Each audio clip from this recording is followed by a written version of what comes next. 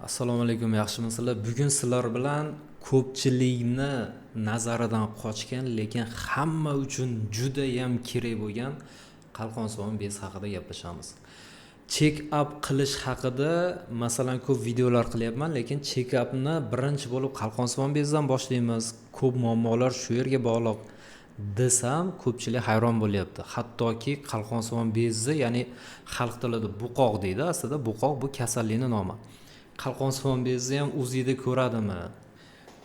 Osmonga qarab yoting desam yotadi-da, shu holatda ko'rsak, masalan, xuddi haligi hayron bo'ladi. Xullas bu holatga avvallari tushmagan. Qalqonsimon bezni birinchi bo'lib ultratosh tekshiruvi tekshirib berishini, ana undan keyin gormonlar bilan tekshirish kerak bo'lsa, keyin tomografiya kerak bo'lsa, keyin biopsiya qilishlarini xalqimiz hattoki tushunmayapti. Men nima demoqchiman bu bilan? Sizlarga qisqa qilib aytganda aqllilik qilib, bir o'zim aqllilik ko'rsatish emas, bu meni kasbim. Men shu narsani o'rganganman va aynan shuni orqasidan hozirgi juda ham ko'p oilalarni qisqa qilib aytganda ko'p janjal bo'lishi, hattoki ajrimgacha borishigacha ham hattoki qalqonsimon bez sabab bo'lyapti. Chunki masalan deylik, yod yetishmasligi bizni O'zbekiston hududida bu eskidan bor. Dengiz, okeanlar kamligini hisobiga yod yetishmaydi. Keyin ozgina buni e'tibor beradigan bo'lsangiz, daraxtlar, ayniqsa chinor daraxti ko'p joylarda, masalan shunaqa hududlardagi odamlar bilan gaplashsangiz, samimiyroq tuyuladi. Qurg'oqchilik, masalan, yoki nima deydi? Xullas o'sha daraxtlar kam yoki deylik, aynan o'sha chinor daraxti umuman yo'q joylardagi odamlar bilan gaplashsangiz, sal agressivroq ko'rinadi. Bunga ham sabab o'sha aynan yodga borib taqaladi. Endi bu 100% degani emas, hammada ham bir xil degani emas. Masalan deylik, nimaga aynan chinor daraxti? Chunki chinor daraxti birinchi o'rinda turadi, eng ko'p suvni isparena qilib berish, ya'ni o'sha havoga suvni parlab chiqarib berish. Shunda birinchi o'rinda turadi. Masalan deylik, boshqa daraxtlarga nisbatanda va bu narsa o'z-o'zidan havoda o'sha suvni ko'paytiradi va o'sha namlangan havoni tarkibida o'z-o'zidan salgina yod ko'proq bo'ladi. Shu yod ko'proq bo'lishini ta'siri deb aytmoqchiman. Endi bu degani biz ham yaxshi yurishimiz uchun o'zidan o'zi yod ichsak bo'laveradi. Ichish kerak, faqat uni dozasini biz belgilab beramiz. Shuning uchun check upga kelinglar degan ma'noda gapiryapman. Ultratosh tekshiruvi biz O'zbekistonda to'g'risi rosa ham arzon tekshiruv. Bo'lib ham qalqonsimon bez hamma joyda ham, masalan deylik, ko'pincha skidkaga tushadi, boshqa bo'ladi, balobattar deylik. O'sha частный klinikalar mabodo skidka e'lon qilmoqchi bo'ladigan bo'lsa, birinchi bo'lib qalqonsimon bezdan boshlanadi. Endi bu qanchalik to'g'ri bilmadim, men uchun lekin to'g'ri emas. Chunki biz yetarlicha masalan nima desa bo'ladi? O'qiganmiz, mehnat qilganmiz bu uchun, lekin o'sha skidkaga qo'yiladi aynan qalqonsimon bez. Lekin u bitta tomondagi qarashim, ikkinchi tomondan xalqimiz uchun foyda bo'ladi. Shuni orqasidan ko'p muammolari yo'qolib ketadi. Hattoki deylik, masalan, hozir biz O'zbekistonda o'sha katta qadamlar bilan o'zbeklarni bosib olayotgan holat, buni kasallik deb olsagan bo'larsa kerak, semizlik. Semizlik ham aslida shu qalqonsimon bezni umumiy formasiga bog'liq bo'ladi. Menga o'sha Instagramdan, Telegramdan ko'pchilik yozadi. Meni vaznim buncha, bo'yim buncha. Men qanaqa qilsam oziyman. Yoki ba'zilar aytadi, yo'q, men vobshe ozolmayapman, parhez qilib ko'rdim, zalga chiqib ko'rdim, ozolmayapman. Uning uchun individual yondashamiz, ya'ni birinchi o'rinda qalqonsimon bezni ko'rishimiz kerak, bunga diagnoz qo'yishimiz kerak. Qalqonsimon bezni umumiy formasini oladigan bo'lsak, o'zi masalan 2 xil bo'ladi deb tasavvur qilsangiz bo'laveradi, o'zi aslida ko'p bo'ladi. Men qisqacha tushuntirishga harakat qilyapman. Gipotireoz yoki gipertireoz. Gipotireoz bu nima desa bo'ladi? Qalqon son bezi ya'ni kichrayib ketishi. Gipoplaziya deymiz o'z aslida. Gipoplaziya holatidagi o'sha nima deydi? Qalqonsimon bez hujayralari, ya'ni bu kichraygan qalqonsimon bez deb tasavvur qilsangiz, to'g'ri tasavvur qilasiz. Masalan deylik, men 70 kilo bo'lsam, 70 kilo vaznimga yetarli darajada garmon ishlab chiqarib berish kerak bu qalqonsimon bez. Masalan, o'sha yetarli darajada garmon ishlab chiqarib berishi uchun taxminan 70 gram umumiy hajmi bo'lishi kerak. Buni o'zini shkalasi bor. Masalan, kelganingizda men qalqonsimon bezingizni o'lchayman va tarozida tortib ko'rib, vesingizga o'zini klaster bo'yicha solishtiraman va aniq javobni aytaman. Sizda nechinchi darajada yoki o'sha qancha miqdorda qalqonsimon bez yetishmovchiligi borligi yoki gipertireozda qanchalik darajada oshiqcha qalqonsimon bez hujayralari, ya'ni o'sha massasi borligini biz ayta olamiz. Hozirgi meditsina uchun bu muammo emas. Va qo'shimcha masalan kista deylik, misol uchun qalqonsimon bezda ham kista paydo bo'lishi mumkin. Kista deylik yoki uzil deymiz, masalan tugunchalar paydo bo'lishi.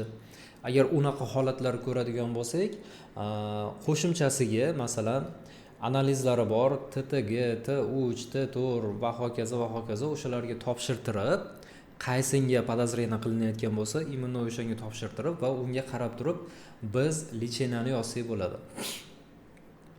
Misol deylik, bu nafaqat ozishga, semirishga, bu narsa birinchi o'rinda hattoki sizga sovuq yoqmasligiga, hattoki sizga issiq yoqmasligiga, shunga ham sabab bo'ladi. Masalan deylik, gipotireoz odamlarda sovuq yoqmaydi. Ozgina sovuq bo'lib ketadigan bo'lsa, uji yoqmayapti. O'shaligi shundan bilib olsangiz ham bo'ladi-da, bunda shubhalansangiz bo'ladi.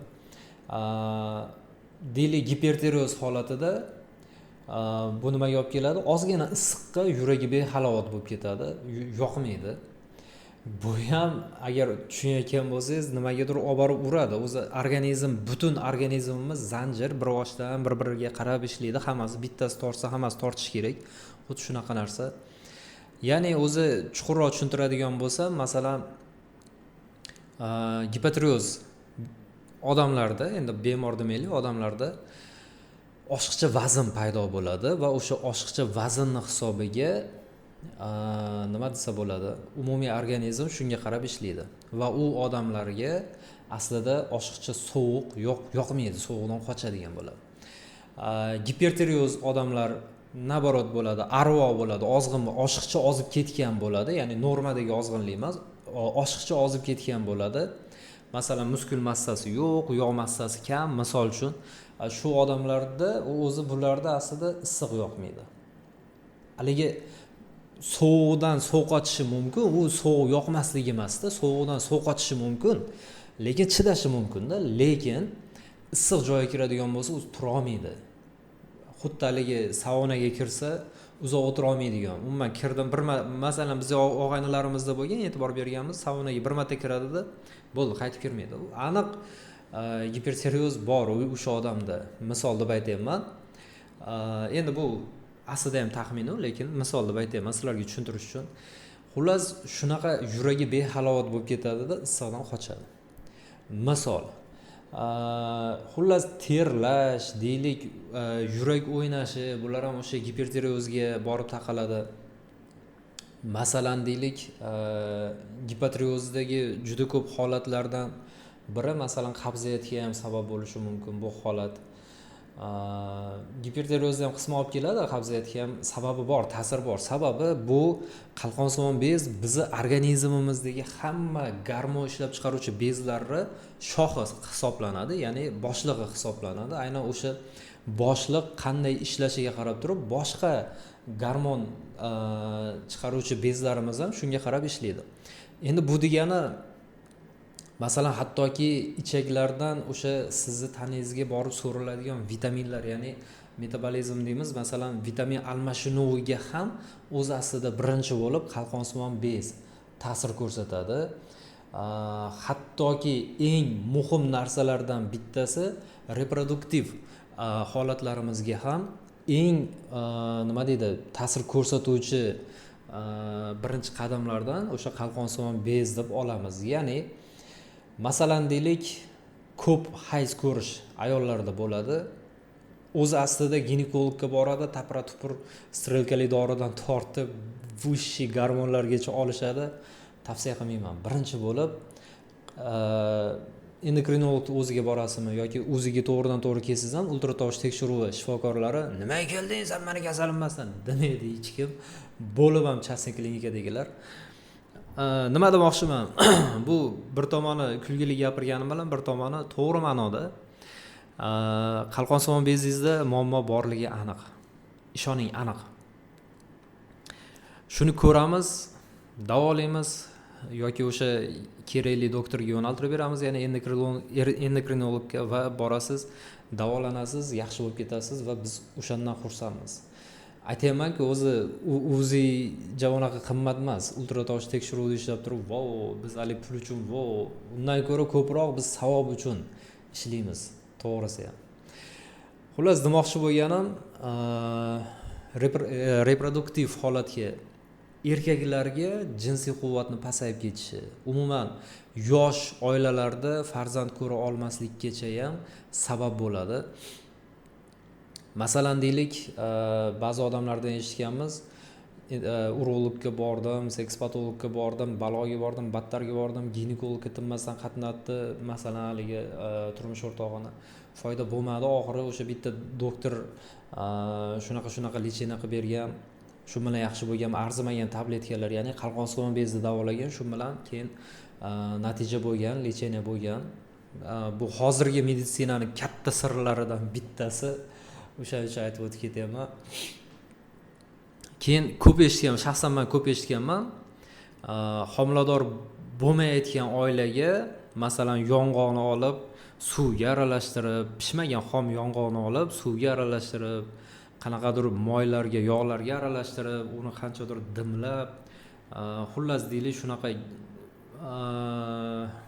giyoh tayyorlab olib iste'mol qilgizdirgan tabiblarni eshitganman, ko'p eshitganman va shundan keyin homilador bo'libdi degan joyini ham eshitganman, juda ko'p eshitganman. Bu nima? Bu o'sha qisqa qilib aytganda yod organizmga yetarlicha ba'zida oshib ketib qoladi. O'shaning uchun immunni tavsiya qilmayman. Yong'oqni yulib olib, o'sha qanaqadir eliksir tayyorlab ichishingizni. Hozir isbotlangan tibbiyot borda, agar biz bo'lmasak, isbotlangan tibbiyot bo'lmasa, shu apparatlar bo'lmasa, biz buni bilmayatsak, o'shanda buni qilib ko'rsa bo'lar edi. Yomon emas, qilsa bo'ladi, lekin men tavsiya qilmayman. Uni o'rniga isbotlangan tibbiyot turibdi. Siz oshiqcha yod iste'mol qilib olsangiz ham, bu ham organizmga katta zarar. Hozir nima deyman? Masalan, ozg'inlik bilan semizlik deb turib tushuntirib beraman. Xuddi shunga o'xshagan narsada. O'shaning uchun nima desa bo'ladi? Tabiblarga hadeb yuguravermanglar, biz oldimizga kelib ko'ringlar, biz eplanmasak keyin mayli Qo'qonlik tabibga borib silattirasizmi, teptirasizmi, bu o'zingiz ishingiz bo'ladi, lekin Xudoga shukr, ko'p narsani yo'lini topyapmiz, ko'p narsani qisqa qilib aytganda yechimini topyapmiz, bemorlarga shifo berishda sababchi bo'lyapmiz. Avvalambor shifo Allohdan. Biz faqat sababchimiz. Bunga nisbatan bitta gapni bitta domla gapirib chiqqanda aytgan odam, masalan, kasallik yo'qadi deb aytmanglar deb aytgan edi o'sha domla. Sababi shak keltirish bo'lib qoladi, Allohning fikriga qarshi fikr bo'lib qoladi degan gapni aytib chiqqan ekanlar. Men unga e'tiroz bildirganman. Avvalambor bu narsani Qur'on o'qigan odamlardan so'rab ko'rdim. Rostdan shunaqami? Men oldin fikrimni bildirishimdan oldin so'rab ko'rdim. Endi bo'lishi mumkin, aniq faktni aytmagan, bo'lishi mumkin degan gapni aytgandan keyin men o'zimni gapimni aytib chiqqanman. To'g'ri, dardni ham shifoni ham Alloh beradi. Lekin biz masalan omi odam bo'lganimizni, tug'ilganimizni biz faqat yig'lashi, axlat qilishi, emishni bilganmiz xolosda. Masalan biz omi odam bo'lganmiz, bizga aynan shu yo'limizni to'g'rilab, o'z aslida katta ehtimol bilan aktyor bo'lib ketsam kerak deb yurardim yoshligimda. Baribir shifokor yo'lini tanlab, o'sha yo'naltirib, nima deydi? Mani shu yerga olib kelib qo'ygan bu Allohda, misol. Bizga bergan bilimlarni ham Alloh beryapti. Alloh bergan bilimlarga ko'ra eng mayda atomni, ya'ni deylik, spidni masalan biz ko'ra olamiz. Misol deylik, Alloh bergan bilimlarga ko'ra biz aynan yuqumli kasalliklar yuqishini va ular qaysi yo'llar bilan, hammasi ham bir xil yuqmaydi, qaysi yo'llar bilan yuqishini biz bilyapmiz. Buni qayerdan olyapmiz shu bilimlarni? Buni ham Alloh beryapti bizga-da, misol. Masalan deylik, spid, havo atom, hozir gaplashdik, mayda atom, lekin havo tomchi yo'li orqali yuqmaydi. Misol. Lekin gripp yuqadi. Covid-2 yuqadi. Misol, sizni tilingizda xalq tilida gapiryapman, tushunarli bo'lsin deb. Misol shunaqa narsa. Mani tushungan bo'lsangiz, o'sha izohlarda, kommentariyada o'zingiz fikringizni yozib keting. Qalqonsimon bez bu deylik 6 ta 7 ta ton katta kitob. Buni bir kunda muhokama qilib tugatib bo'lmaydi. Men buni nimaga endi haligi YouTube ga ham upor bermoqchiman, ya'ni YouTube ga ham ko'proq e'tibor bermoqchiman. Shuning uchun birinchi mavzum aynan mana shu bo'lsin deb qo'ygan edim. Hozir kechki soat 2:30 bo'lyapti. Shu videoni olyapman, hattoki o'zim ham charchaganman, to'g'risi. Eng charchagan holatim ham mana shunaqa nima desa bo'ladi? Kayfiyatga to'g'ri kelyapti. Gaplarim chalkashib ketayotganini bilayotgandursiz, lekin juda ham ko'p men tengdoshlarimga o'xshab ezilib ketmaganman charchog'imda ham.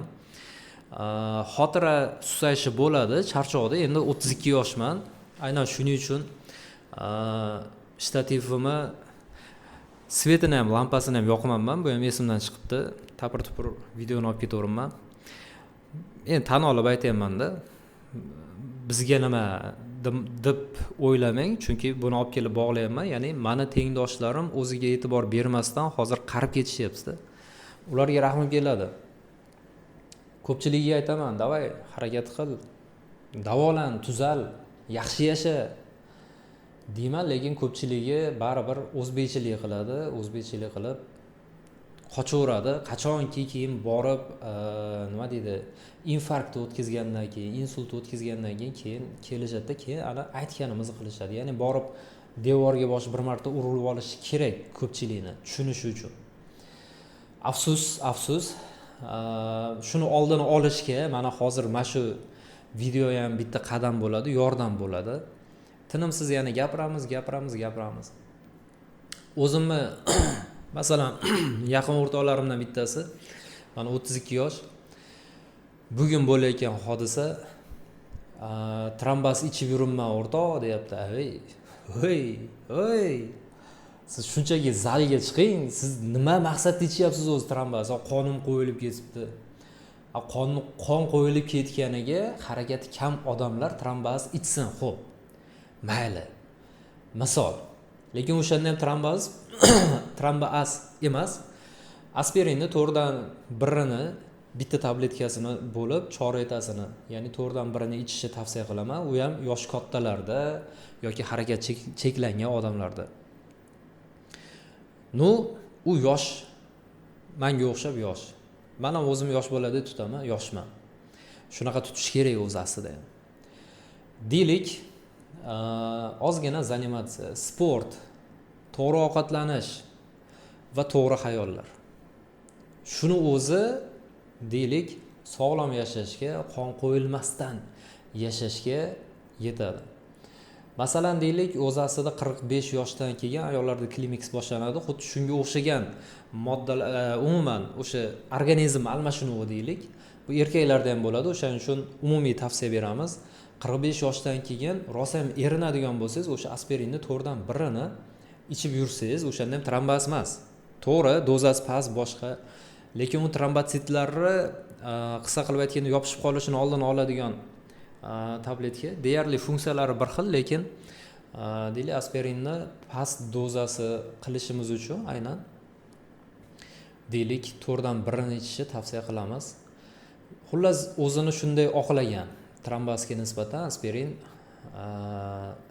nima desa bo'ladi? Bu faqat ta'sir doirasiga nisbatan olinmayapti. Bu qarshi ko'rsatmalari ham baytda inobatga olinadi. Endi u narsani boshidan aytmanman. Oshqozon yara kasalliklarida ko'p iste'mol qilish mumkin emas trombazni. Aynan shuning uchun deb tavsiya qilyapman. Xullas katta mavzu bu ham. Tavsiyaga rioya qiling. Agar kerak bo'lsa, kerak bo'lmasa o'tkazib yuboring. Xohlasangiz like, xohlasangiz dislike bosing, bu o'zingiz fikringiz. Men ham o'zimning subyektiv fikrimni, o'zimni o'qigan kitoblarimdan kelib chiqib sizga ulashishga harakat qilyapman. Oxirigacha ko'rayotgan bo'lsangiz, demak sizga bu qiziq bo'lyapti va manfaatli, kerak bo'lyapti. Va nafaqat o'zingizni, balki oila a'zolaringizni shu videoni ko'rib turib, ozgina bo'lsa ham o'sha sog'lom hayotga yetaklasangiz, bizga kelayotgan savoblar ham, sizga kelayotgan savoblar ham inshaalloh ko'payadi. Xullas, trombaz o'sha qon suyultiruvchini ham 45 yosh deb olaylik, lekin sog'lom odam. Masalan deylik, oyoqlari bor, harakati bor, aktiv odam deylik. O'shanda ham trombazni tavsiya qilmayman aslida. O'zasida juda ham ko'p bemorlar bilan individual yondashamiz. Har bittasiga kerak bo'lsa, o'sha neobishniy ko'rinib ketadi o'zimizga ham, lekin o'zini holatidan kelib chiqib tavsiyalar beramiz. Lekin umumiy tavsiya hozir aytganimda, masalan, shipovnik deyiladi. Uzr, lekin o'zbekchasi esimda yo'q ekan hozir. Shuni namatakni qaynatib ichish kerak, damlab emas. Qaynatib ichish kerak. Masalan deylik, kastrolkaga solasiz, 5 ta 6 ta etaji ko'p ham shart emas. Kastrolkaga solasiz, deylik 3-4 litr suv quyasiz, qaynatasiz, bo'ldi, shuni dokada suzib olib ichib yursangiz, choy o'rniga ichsangiz 45 yoshdan keyin ishoning, qoningiz hech qachon qo'yilmaydi. Buni suyulmaydi dorimni aytaman, charchadim. Lekin isboti bilan bu. Masalan deylik, shu 45 yoshdan oshgan odamlardan oldin so'rab ko'ring. Ozgina o'tirsiz, oyog'ingiz uyushib qoladimi? Ha, uyushadi. Ozgina noto'g'ri yotib qolsangiz, qo'lingiz uyushib qoladimi? Ha, uyushadi. Ozgina, ko'p emas. Ba'zida o'zimiz haligi Muzlik davri multfilmidagi sitga o'xshab, nima deydi, toshdan kallasi tushib ketgandek yotadi. Shunaqa uxlaymiz o'zimiz ba'zida charchaganda. Unda samazabi biz masalan deylik 70-80 kilo bo'lsa, shu ves bilan qo'limizni bosib yotamiz. Bundagi uyushish bu normal. Lekin chiroyli yotibdi-yu, qo'l uyushib qolyapti, misol deylik, yoki oyoq uyushib qolyapti. Shunaqa holatdagi odamga hozir men aytganimdek namatakni qaynatib berib turing. Bir haftalardan keyin so'rang, bir oylardan keyin so'rang, bir yildan keyin so'rasangiz, agar doimiy disiplina bilan olib ketayotgan bo'lsa, вообще siz so'ramasangiz ham o'zi beti aytib turadi, yosharib ketgan bo'ladi. Uyushlar yo'qoladi. Chunki qon qo'yilmay qo'yadi. Qon yetarlicha suyuq bo'ladi. Uni ko'p ichadigan bo'lsangiz, organizm o'zi chiqarib yuboradi-da, zararsiz. Endi yotib olib, paqirlab ichmasangiz kerak, masalan, ichsangiz bo'laveradi zararsiz desakda, misol uchun. Choy o'rniga doimiy ichib yursangiz, oilaviy ichsangiz ham o'zi aslida yaxshi narsa. Ancha-muncha dori-darmondan qochgan bo'lasiz, aynan shu namatak o'zi bilan. Balkim buni ertaga bitta video ham qilsam kerak Instagramga, chunki yaxshi tema hech olib chiqmagan ekanman, hozir esimga tushib qoldi. Xullas, qalqonsimon bez tavsiya qilaman hammalaring. Qalqonsimon bezni endi 6 oyda bir marta demaymiz, 1 yilda bir marta xatyabi qalqonsimon oldin birinchi marta kelib tushinglar ultratovush tekshiruvga. Biz sog'lommi yo'qmi aytaylik. Agar sog'lom bo'lsa ham 1 yilda bir marta kelinglar, ko'rib turaylik qalqonsimon bezlaringizni. Asablaringiz joyiga keladi. Xotira joyiga keladi. Umuman sog'lom yashashni boshlaysiz. Xudo xohlasa, o'zi hozir ham sog'lom dursiz, balkim faqat qalqonsimon bezi hisobiga ozgina o'zingizni taningizga nisbatan o'zingizni tushunmovchiliklaringiz bo'lib turgan bo'lishi mumkin. Shularni kelishtirib olishga harakat qilamiz. Sog' bo'linglar. Agar yana qaysidir mavzular sizlarga qiziq bo'ladigan bo'lsa, kommentariyaga yozinglar. Javob berishga harakat qilamiz. Kommentariyalaringni o'ziga ham va o'sha aktual temalarni video qilib olib chiqishga ham harakat qilamiz. Ma'lumcha yomon gap gapirmadim. rozi bo'larsalar sog' salomat bo'linglar.